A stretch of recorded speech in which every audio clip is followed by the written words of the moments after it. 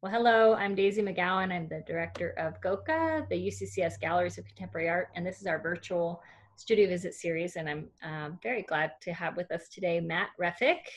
Matt's down in Pueblo, Colorado, and we're just really honored to have you here. Thank you so much for saying yes to being part of Uh, this series. Thanks for having me. Um, I've talked a bit about how the studio visit is a really important part of my practice as a curator. I know for artists, it's quite important as well to get people in there. We're often very solitary in the way we work as artists. And so getting that feedback, whether it's an exhibition and you're putting the work out in the public for you, I know you work with in a lot of public spaces with your artwork as well. And but it's also like the studio is kind of a private space, right? Like it's not usually where we bring a camera in and show that. So I really do appreciate your opening that up and being willing to share that with us. It's one of the favorite parts of my job, is to visit with artists in the studio. I get to see work in process, and learn more about an artist process. And you as an artist, have a very broad practice. So I'm excited to talk to you about sort of all the ways you work. I was really fortunate to connect with you. Anaya Lujan connected me with you as a Pueblo artist because we were part of an exhibition this past January, February, March at GOCA downtown in Colorado Springs, where we survey artists across the Front Range. And so I often find, it's sort of dominated by artists to the north, Denver, Boulder area, but there's a lot going on across Colorado, across the whole state. And you're very highly regarded artist across the whole state, and particularly in the area of Pueblo. And so I feel really fortunate to have gotten to work with you. And so thanks again for taking time today with us. Would you mind, I'm going to stop talking and turn it over to you. Would you mind sharing a bit about yourself, your background, where you are right now, and then talk a little bit about your practice? Yes, absolutely. Yeah, thanks again for having me today. So my name is Matt Refic, and I am really a multidisciplinary artist based in Pueblo, Colorado. I travel a lot and kind of drift around a lot, but for the last 6 years, I've lived in Pueblo. And I do, a ton of different things. Like primarily, my practice revolves around painting, and that kind of like guides so much of my practice. Where my profession and I make a living painting murals and doing large scale public works of art, and then that kind of evolved out of a graffiti practice that I had as a kid. So I started doing graffiti in the mid '90s, and that's been something that's always been a part of my life, doing the spray painting and drawings with the markers and stuff like that. So and just general hip hop culture, like I was telling you a little while ago how I had a breakdancing practice for many years, and I broke my foot breakdancing, and so I started spray painting, and actually so I was like 15 doing that, and I went and stole some spray paint, and I was spray painting a bridge, and with a broken leg and I had a cast on or a broken foot, and the cops came, and I ran and got away from the cops, and I was just like, that was the funnest thing I'd ever done. So basically that just like really guided my path to being like, I like really got immersed in graffiti after that. I was like, this is for me. I really like this. It's a creative, it's adventurous. So, and that really like guided my practice, for my youth, and then still into my adulthood, where I've made so many connections doing the graffiti. And then that I also had made a commitment to become a professional artist as a teen too. So that turned into me doing murals, for money, and then doing like large scale paintings for gallery shows and stuff. So that was like, like that's always like a basis for my practice. But also I do a lot of different things, like drawing is always kind of like the precursor to the painting. So drawing is always something that I'm working on a lot. And like it's really just evolved now into like how art affects me and the community around me. So I work using art to influence communities or my students or whoever. And so that's a lot of like my public work. So there's like one facet of my work that's like painting these public pieces that are just kind of aesthetically pleasing, that are kind of like adding to the landscape of the community, so that people are actually interacting with it. But then Also, there's this like street art aspect of my work that pulls me in those directions too. So it's interesting, all these different layers that start adding up, and how one thing leads into another. So like really like the main thing that I'm interested in is self-expression. Like how am I expressing myself in such a way to have either like the therapeutic qualities of art, or actually the influential properties of art, where I can actually like affect culture through it, through the work I'm doing, but also it gives me that personal release that is really most important about the art. Like I do it as a profession, but also I sometimes have to remember that I do this because I love it, and I'm not just doing it for money. So, and that's a big, something that's, always revolving around my work. Like I'll do these commission pieces, like painting murals for, a restaurant or whoever hires me, and that's like pulling away my creative energy. And I don't necessarily love doing that, but it's also pays the bills. And, it's those sacrifices you have to make as an artist. And it's always like keeping you in practice, and you're growing from it too. And then, while I'm doing those practices, my mind is always running, which is really the main thing about it. For me as an artist, the main thing is about what I'm thinking about, and what's actually happening in my life, and how I'm processing things.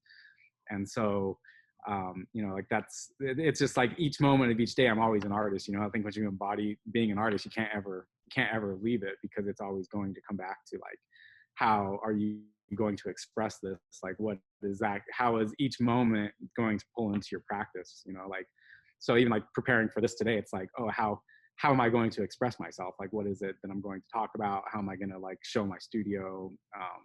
And I think that's like, to me, like the being immersed in the world of being an artist, it's like kind of what is most important to me. Like how can we find the ways to express ourselves in each moment of each day, and we're all doing it no matter what. It's just, I think that sometimes as an artist, you're more mindful of it. Yeah, I think what's interesting is, it's all about communication, but the thing about visual art is that it can communicate on a level that um, sometimes is more powerful than the verbal communication, right? It really connects with people on an emotional level. I was thinking of, I also learned about your work through a really powerful solo exhibition that you had at the Pikes Peak Community College downtown campus here in Colorado Springs a couple years ago. And that was a series of paintings that were had heavy psychological components to them, and were really um, just just so dense and layered. And I've seen some works kind of similar, it looks like, in that series behind you. um, and then you brought those to the GOCA space as well. But all artists sort of have, they just, you kind of, to make it as an artist, you have this sort of hustle, you have all these different ways maybe of making a living. And in some ways people might say, oh, you're so lucky to do murals. But it's interesting to hear you talk about it. It's like, well, this is a work for hire, and you separate it out from your core artistic practice, even though you're using a lot of the technical skills and design and color and application and all of um, that you possess. The output is less, it's more for commission, like you said. And so that is maybe a way to bring in the bread and butter. I think you also have a teaching part to your practice. Or basically, I know you work with the prison population as well. Is that an income source as well? You're paid for that work, right? Yeah, like, I mean, I do a lot of that by volunteer, but then also I get paid for it. So I teach at the prisons. So I teach at the federal prisons at all levels of security. I teach at the juvenile detention facility, and I teach actually for the like the court system here in Pueblo. So they can sentence probationers to work with me, and they paint murals with me inside of the courthouse. So that's like one of the, part of my teaching, like is working with basically incarcerated populations and teaching them, methods of self-expression. So a lot of the work that you became familiar with mine through was about that, just like expressing ideas, and kind of coming from a place of, what is it that you need to talk about? So in my teachings, like through that, I just am really vulnerable. So I'll talk about depressions or anxieties or anything that's going on in my life. So it's just to be like, it's okay to like express yourself through these things. So like the work you saw at Pikes Peak Community College was just basically, it was work that I'd created for that show, but it was just kind of revolving around the teachings and the principles that I kind of share with the different students that I get, they get, sentenced to kind of work with me. But you've developed that teaching or curriculum yourself, right? Like kind of came up with that. It's not like a Yeah. structure that you were given.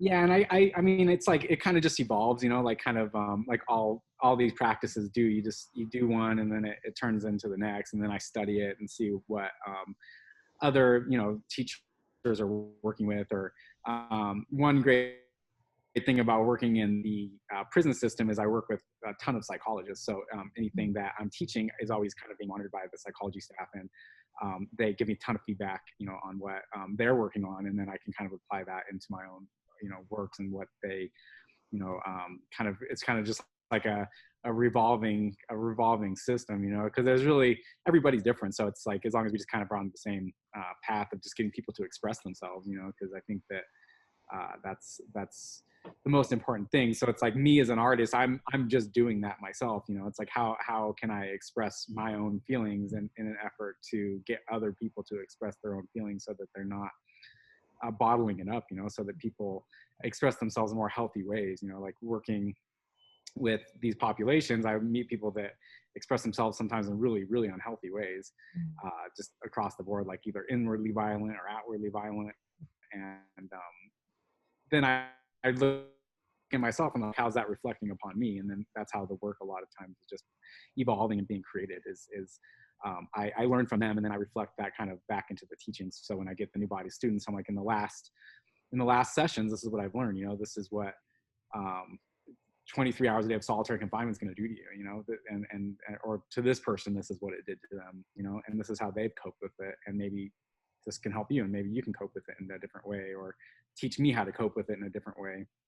I really appreciated you posted sort of early on in the social distancing, quarantine period that we're in, lessons you've learned from how people manage solitary confinement. I mean, 23 hours a day is intense, but I guess, there are a lot of people. My sister, for example, in New York, has been in her apartment with, she does have the communication of what we're doing, digital. So it's not totally solitary. I don't want to say it's the same thing by any stretch, but that experience of I think especially for non-artists, because I do feel like artists are actually sort of used to having to work for long stretches alone.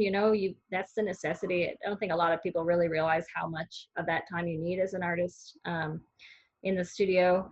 Although you also have, with your public works, a more social component of it, which is really interesting. And I didn't realize you're also working with the juvenile population and having them help you with those murals. So you're teaching while you're doing that. And I know you've talked about when you're working out on a mural, people will pass by because it can take weeks, right? Yeah. And they'll connect with you and check in with you, and they want to talk to you and ask questions. And so that's a very different way working than in the studio. But I appreciated that you wrote some thoughts on how to manage a time where you're really forced to be isolated, basically, by working with this prison population that how long have you been doing that work? Well, I've been working with the incarcerated populations for about 3 years now. So since 2016, I started doing it. Okay. It's interesting because a lot of artists do teach, but I don't think they teach it with that exact population and circumstances. So it's really fascinating to hear you talk about stories you've learned, and your work really is, for me, I see just so much storytelling in your work. I'm so fascinated by what's going on behind you right now. Do you want to talk a little bit about this work behind you? Yeah, for sure. So, a lot of my work is, especially, so like this behind me is like my, my personal artwork, that's like less public, where it's just, the ideas that are coming out of me. A lot of it is inspired by my experiences going on in the prisons, but it's always like a form of storytelling, like I kind of touching on before, like being an artist, you are in isolation so much, like I think that that's why it's interesting being an artist in the prison system, because it's like these different kinds of isolation. So when I isolate myself in here, I can kind of show you the studio. So it's a pretty big space. It's got like 20-foot ceilings and a big door to get big sculptures and stuff in and out of. So like I isolate myself in here a lot. It's kind of like my own. A studio is not a prison, but it's also a place where you are isolated in here, especially if you like take on a project and you want to finish it. Like with these large works, they don't take me too long. They take me a few days if I just work on them. But and so I'm just up and down these ladders, and I have these big ladders that I go up and down and up and down. And there's like this physical component to my work where it takes a ton of energy to do these big, broad strokes and these big energetic pieces that I'm working on. You work on those on the floor, is that right? Well, sometimes, yeah. And sometimes I'm painting these. I did, and I just will choose a topic. Let me grab my. Sorry, that's cutting out a little bit. So a lot of them, I'll do them on the walls or on the floors, wherever. I like to create new restraints for myself. I like the idea of kind of being held back by different things. So I'll use just excess materials from my mural work or whatever I can find. Lately, I've been making my own paintbrushes, and I actually I took them out of here, but I've been making my own things to spray paint and stuff like that. So I'm working on a mural right now elsewhere. That's where a lot of my tools are at. But then I make objects too. I'll make just different into weaponry and saws and bolt cutters and just things to kind of enhance the work, where they have these meanings too, ever since I started working with incarcerated populations, I like the idea of restraints and creating under restraint and holding us back, and how those can benefit our creative practice, because we have to solve them in one way or another if we want to accomplish something. So I try to create with those restraints. And then over here, I've been making a lot of masks lately, because I've been doing a lot of performance just in here on my own, just doing my own self-expression, instead of a lot of this quarantine is really put into perspective for me, what I'm doing with my work, and how the commercial work kind of burns me out, and how I lose my own self-expression in that. There's a big mural in there, and it's revolving around this coffee shop culture, and how draining that is of my own energy, and but also that's energizing, because it's teaching me that it's okay, you're doing this work that you don't particularly love. How do you move around those restraints of having to make money and express your energy into something that isn't necessarily for my core cause, but it still sort of is, because it's keeping me in practice, and it's teaching me how to have that endurance to work through these harder kind of things, so when I do any of the public work, I never necessarily love them, because I love it because I get to do art for work and money, but also it's not really what I'm expressing. As an artist, I like to express my own experiences, and the restraints I've always put on myself is I've always been kind of living in poverty, or living as a drifter, right? I've always moved around. I've never even had a lease on an apartment ever. Even the studio, I can leave kind of whenever I want. And I like those, that instability and expressing work. And none of that's really my expression. It was just a ton of work, where I painted it in 16 days, but it was a ton of work for 16 days, where I was up and down a boom lift and ladders, and just painting all these things that represent what's going on in that museum. But I don't really relate to that museum. I don't show in that museum. I just have the side of the building painted. You're talking about the Sangre de Cristo Arts and Conference Center. Yeah, the Arts and Conference Center, exactly. And so and that's I have a lot of those kind of public projects in Pueblo, which it's my work, but it's also not really my voice. It's just my technique is going into it. And so when I do these more personal projects, it's just, what I'd really rather be expressing are these stories that I get to tell that are happening in my life, where what's most interesting to me about painting the San Francisco Art Center isn't so much the painting itself, it's the environment that I'm in. The people, they're wandering the streets in the middle of the night while I'm painting, and they come up and like, what are you doing? And to me, that's where I learn the most, and what I get to experience the most is like these perspectives of street culture, like painting on the streets constantly. Like I'm immersed in street culture, whichever city I'm in. You're just going to stand on a street corner for a day or a week and understand a different point of view that most people don't get to get from a community is standing on the streets for so long. And it's really interesting, and that's honestly what I'd like to express, because while I'm painting those projects, my mind is kind of elsewhere. I'm just like, oh, this is what's going on. This guy came out, he's walking around drunk or whatever, whatever experiences I'm having, and that's what my mind becomes really immersed in. And so I'd rather be expressing those truths instead of being like, this is a pretty picture. But also, I see the value in that, because it's attractive, and it draws people into the streets, which is what to me is so interesting, is being immersed actually outside of the boxes that we put ourselves in, which is why I do love doing the public arts, because it pulls people out of their boxes to kind of experience the world around them. And even though like the paintings I'm doing aren't necessarily my own voice, it still has that same thing that is pulling people into what I actually like, which is like the community, which is being in the streets and being out into the open, and not being confined by our boxes, but rather coming together and making those human connections. Even if you're just wandering around the streets looking at the murals, it's something that I think is what's most valuable for that work out of me.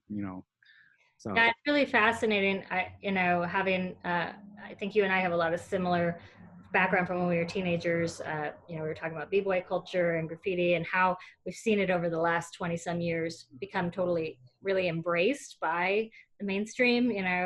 So many of the skateboard company artists and graffiti artists that I knew growing up have actually pretty successful, I don't know where they're at right this moment, but they've had some really successful art careers. A lot of cities are now embracing public art, sculpture, public murals, really graffiti, basically bringing graffiti artists in and paying them, and wanting to enliven the visual landscape of the city. You see in Denver, in the Rhino district, which was an industrial area, in many ways, the graffiti artists that were doing the walls there, and then they started the Crush mural festival there. A lot of that led to like the sort of, really gentrification of that area in a lot of ways. But it's interesting thinking about the way you work. I hear you saying you're telling somebody else's story. My father was an illustrator, so he was an artist, and growing up, he worked for hire, and he would need to tell somebody else's story. And a lot of times it was advertising. Like the songwriter Crystal, you're trying to tell the story of what's inside of that building, what's going on there, in a way that really captures people's imagination when they drive past and or walk up. And but it's like you said, it's not necessarily your personal work, and so there's I'd be really interested to see you get to a point where you can propose your personal work as the public work. I know you proposed some works for the new Pueblo. They're redoing the murals along the Riverwalk, right? yeah. So what did you propose for those? I'm curious. Is it closer to your personal practice? Well, it's like it's like a mixture, really. Like I like to do these like kind of participatory art projects where I get input from the whole community. So in that case, that's what it was. Is I was putting out like calls on my Facebook and Instagram and reaching out to these different health organizations, because it was actually from a red line to the Colorado Department of Health and Environment. And that's so they had granted me the money to basically create a community art project. And there was, there was guidelines to it, and a lot of it was like based on make it as community oriented as possible. So I had actually got feedback from like a couple hundred people on what it was. I had made several proposals, and we were going to do it on the levy, but the board wasn't really like too interested in what I was doing, really, which was interesting, because I'm like, it's a whole community project. Like they could have just had input and told me yes, but one of the images was like of a person meditating, so they told me it was like too religious, and I was like, okay. And I was like, because meditation is a big part of my practice, but it kept coming up when I was reaching out to these different groups, even in the prison. They're like, well, because it's about the health of the community, what can improve the mental health of each community, you know. So like that was what the guidelines were, is it had to fit your community's needs. And in Pueblo, the big two needs were mental health and obesity. So I was just kind of tackling those issues. So originally I was going to put it on the levee, but that the levee's still being constructed. So it all worked out better because I ended up painting the mural in one of the more underserved communities, and it ended up being this really big painting that I did. And Cool. so I was happy with the way it actually played out, because I was happy to put it more in that underserved neighborhood rather than in the central part of Pueblo, because I feel Yeah. uh, like the power, you know, like of murals is like, sadly it does gentrify communities, but also it's uplifting, you know. And I think that I like have kind of stepped away from murals because I don't like to see gentrifications happen, and I've been part of so many of them, you know, where my studio in the early 2000s was in downtown Los Angeles, and it was like so grimy there when I lived there. And then artists move in and they start uplifting the communities, and like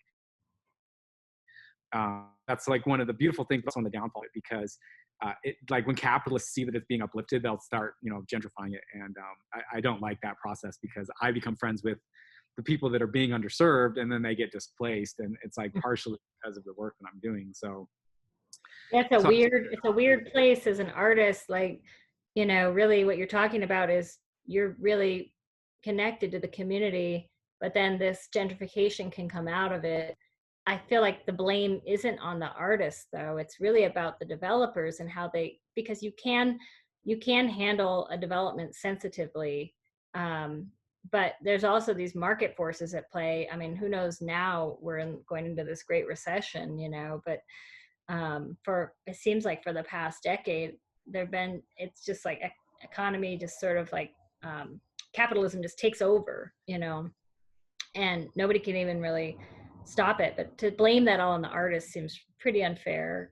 um, Artists, are resourceful. They tend to go to areas where it's affordable, and I just don't, I would say don't put all the blame on your shoulders, but I can certainly understand how you would have really mixed feelings about all that. well, I've seen it happen both ways, where I've seen communities be uplifted through the arts and it not displace the community. Like one example I give is like in Culver City, where the original people that kind of started doing it, they were teaching classes on people just how to buy homes, and like uplifting the community in that way as well, where they were teaching you know, time management and money management skills to the people that already lived there, so that they could like also go along with the raising of the community and not just be displaced by it. And so in a situation like that, I really appreciate it, you know, like because I mean, as an artist, like I'm just like, to bring beauty into your culture or bring self-expression in is like something that is so valuable, whether you know, whatever, aside from the economic value of it, right, where people are like, oh, like that's a beautiful mural, let's put a Starbucks in now. And so I think that that's kind of the downfall of it. But also now that I do it in the prisons, I'm like, man, I hope that it does get like, you know, elevated up and they put a Starbucks in this thing pretty soon, because but you know, like but it's also interesting to see like the murals inside of the prisons and how it's uplifting the prison populations. Even, I mean, even in the prison that I primarily work in, which is, you know, it's the most isolated prison in the world. It's you know, the most highly secured prison in the United States, probably in the world, besides like Guantanamo Bay. But the the population and the supermax. yeah, at the supermax. So it's interesting being able to paint murals in there and how it's having an effect on that population. You know, where it's like there's not going to be any consumer culture that moves in anytime soon, but it's Oh. interesting to see just the pure effects of it actually raising the kind of the accessibility and the vibrations of the actual prison by just adding colors and imagery that are uplifting to the inmates. That's really fascinating to contrast, your experiences in LA, because Culver City, last time I was in LA, that's definitely one of my spots. I go to the galleries there. There's a lot of um, smaller galleries, and then some bigger ones have moved in too. I wouldn't say it's completely gentrified. It still has a lot of its original character, but it's definitely, changed. Um, but I could see, like that conflict of being an artist. Let's say we'll use the Rhino area in Denver. I know a lot of the artists and galleries, they were just completely pushed out of there, and there's no room for them anymore. Um, but then in a prison setting, like you said, you're really tapping into there is that constraint. It's never going to gentrify in prison. It's not going to develop, like you said. They're not, you know, maybe if they put a Starbucks in there, it'd be. It's kind of absurd to talk about, right? But so you're basically able to focus on what is so beneficial about bringing art to a public space, you know, even if obviously it's a very closed setting, but for the population that's there, for their public spaces, you know, because you said it's all sort of industrial white walls, right? Like very gray, sort of sterile environment before you started working on the murals in there. Yeah, exactly. And it's interesting too, because like now I live in Pueblo, and Pueblo, it doesn't really develop very fast, which I appreciate. It's like not being gentrified at all down here, which I find nice. You know, like it's the culture has pretty much remained the same for my whole life. You know, like it doesn't really. I mean, there's a little bit of development, but not compared to like in the last 10 years, like how Springs has changed so much and Denver has changed so much. Like Pueblo, it has not really changed that much, you know, and I appreciate that. And the arts culture down here is rich and thriving. You know, like there's a lot of artists that live down here and that are coming from here. Mm-hmm. And like the levee, you know, that was like such a inspiration in my life because it was the biggest mural in the world for a long time. Yeah, can you And talk a little bit it's about interesting.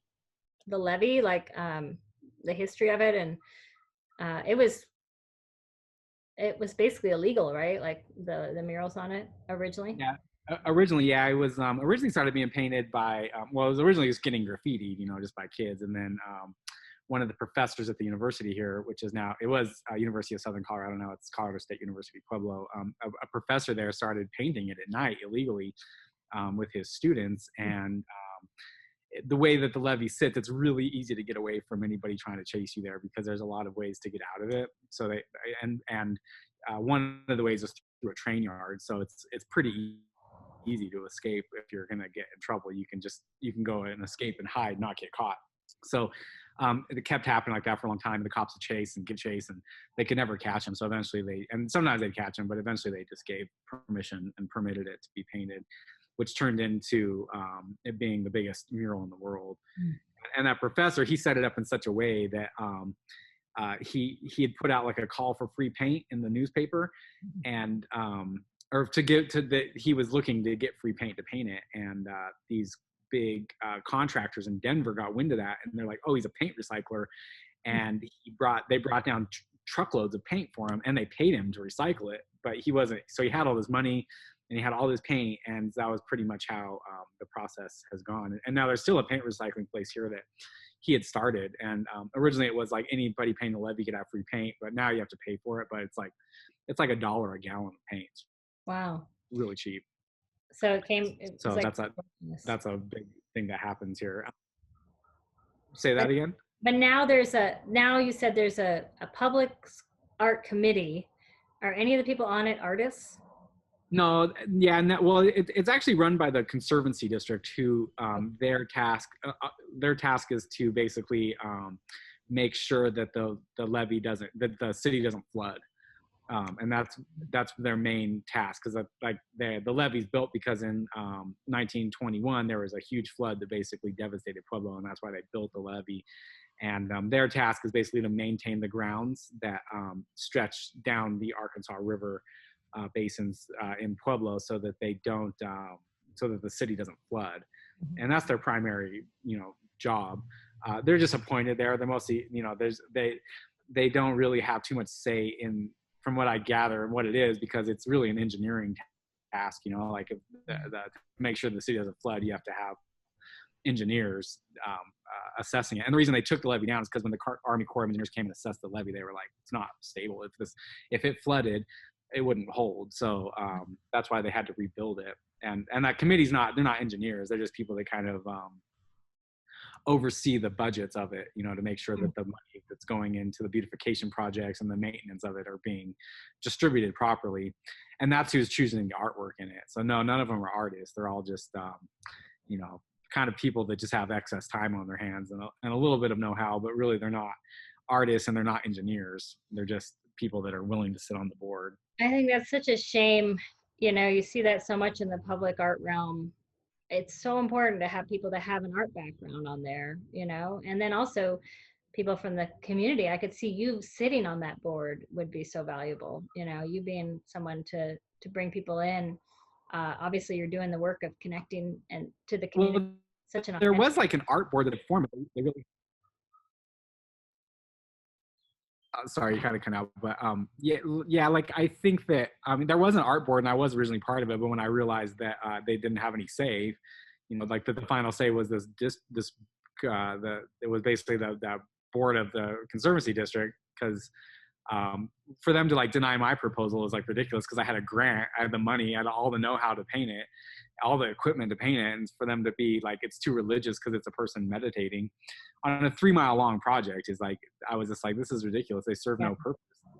They're not like qualified to make these decisions. Like, as a public artist, somebody that studies it and knowing how art reflects and also kind of influences culture, I think it's kind of dangerous for people without information or like kind of an education in that background to be making those decisions um, because it is affecting the whole community in a way that is really just kind of like haphazard, you know, like where they're just like basing things off of like, you know, artwork they've seen in the mall or something, you know, I don't know where they're like, you know, what they're basing their their tastes on. And I'm not saying that it's bad or not, but it's like, for me, I don't think that you should be getting the opportunity to affect the entire culture of a community based on, you know, personal taste and not any informed kind of opinion on it. Well, and there's a real devaluing of artists and curators and people that have studied in the field or spent their life working in this way, of the value of their input. You know, you wouldn't have a committee deciding on surgeries that's just some non-expert, you know, oh, let's get some people in from the community that have some extra time, that have no medical background to make these medical decisions. You know, you just don't see that. But when it comes to art, it's like, oh, everybody has an opinion. And it really devalues, you know, your life's work. You would have so much to inform them. So I am sorry to hear that, because it's such an important part of the visual landscape of Pueblo. And so it's a disappointing to hear that it's gone in this sort of bureaucratic direction. And I suppose that's, if it's not going to be gentrified, it's going to be taken over by, you know, maybe city bureaucrats, and those are equally sort of disappointing directions when you talk about public art. And the energy of public art, I think, when it's the best is when it really matters to the community and there's buy-in, and when it's of a high level of quality and diversity of approaches, you know. And your work definitely would benefit. It's a real shame, but I'm glad to hear your mural went elsewhere in the city where it really mattered to people. Yeah, and also like I mean, as a you know coming from like a graffiti background, I'm just like I kind of like the challenge of it too. I'm just like, well, I can just go paint it. I mean, that's how I went down in the first place. Like you guys have to understand that like your opinion, like we're being kind of cordial even asking your opinion in the first place because like I mean, I have the know-how to just go paint it tonight. You know, like I mean, the whole thing. I could paint giant things on there with just paint sprayers. That they would not. They wake up and be like, "Oh my god!" Like now we got this giant thing to clean off instead of just like allowing it to happen in a way Right. that's really authentic. You know, and I think Yeah. that to me that's why I'm just like, you know, it's like as an artist you do have that power, and that's why bureaucrats want to you know latch onto it because they know how powerful it is, and the general public might overlook how powerful art is, but art does influence culture. You know, it's influencing it influences the way people interact with their communities and the way that they see things and the way that the attention is being drawn and spread out. So that's why bureaucrats do like to you know to kind of latch onto it,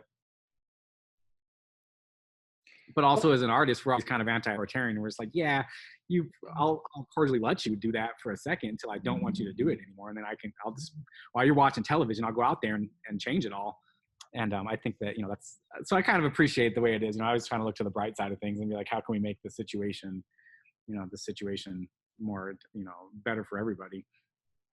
Well, I'm technically a bureaucrat, and I take my role very seriously and try to get on as many committees as I can, because I actually have an art background, and I try to put the artists at the center of it, you know. And the way I work is to invite artists and say, "What are you interested in right now? What are you interested in sharing?"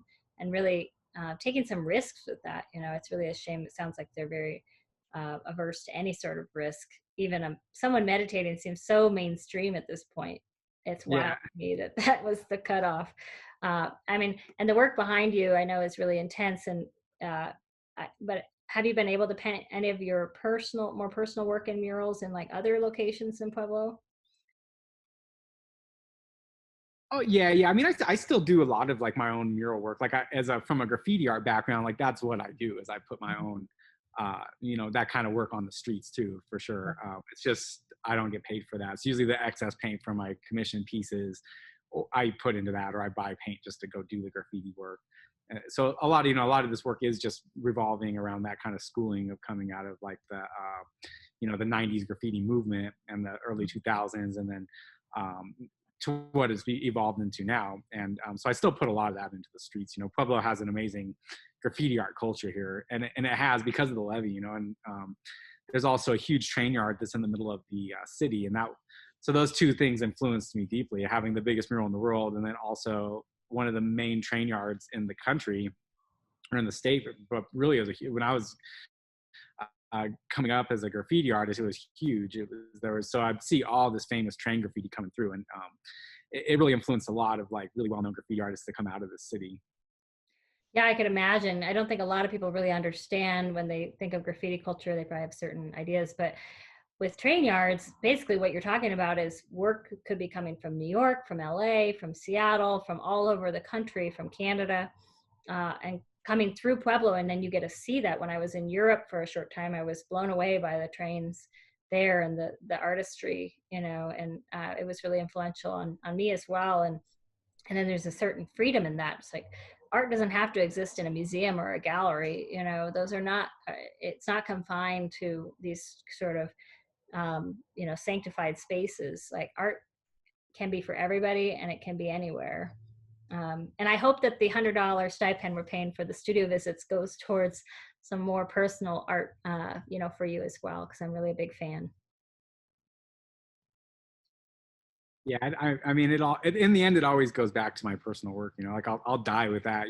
Like I'll do my job and take the commissions that I have to take and do that kind of projects when I have to. But I mean, ideally, I would like to just do my own work, and as my career advances, it does become more and more of that. But and also, I like doing the public art projects too because it gives me this like voice in the community too, where it's like Mhm. like the work that I do is very visible. So people notice that I can visibly change the whole community very quickly. Like every building I paint is no longer the same building, and I like to also still maintain that kind of like that voice in the community, even though it's not necessarily my authentic voice. It also gives me that platform. So I think it all in the end revolves around like my mission as an artist to really share that concept of how important self-expression is and the value of what it is to like actually be creative, and be less consumers and more actively creating in our communities. And whenever people talk to me, that's always what I like to share is like how me as one person, I can have this much influence on our community, and we can all do that. And if we were all working together to do those things, whether it's me creating work that's expressing my depressions or creating works that are like go see this public art space, like I think they all have their value. I mean, the $100 you give me probably will go to me doing my own work, but but it all comes. Um, well, I really appreciate you saying all that. I think you're so well spoken, and it sounds like community is really important to you. But I think that all of our communities, we're really lucky to have you as an artist in Colorado. And so thank you for the work you're doing and put it out there. And I look forward to seeing more and what else is coming. Um, we can go ahead and wrap up now. I've been sharing that these are getting longer and longer as I interview artists because I love being in this space of talking about art and ideas. And obviously I'm in the physical space of my garage, and you're in the studio, and we're doing this through this sort of limited access point. But it's been very cool to share out along with the video, your website or Instagram and links. So we'll share that out and a little bit about you. And if you could send us a couple images of work, we'll share that too. Um, and invite people to learn more about you. Matt, it's been really honor to get to know you and work with you as a curator, and I look forward to see what's coming from you in the future. Yeah, thank you. And it's been an honor to work with you as well. I really appreciate the shows you bring in, and making this connection with me and letting me be a part of the work you do. I really appreciate your shows and stuff. So Thanks, I appreciate that.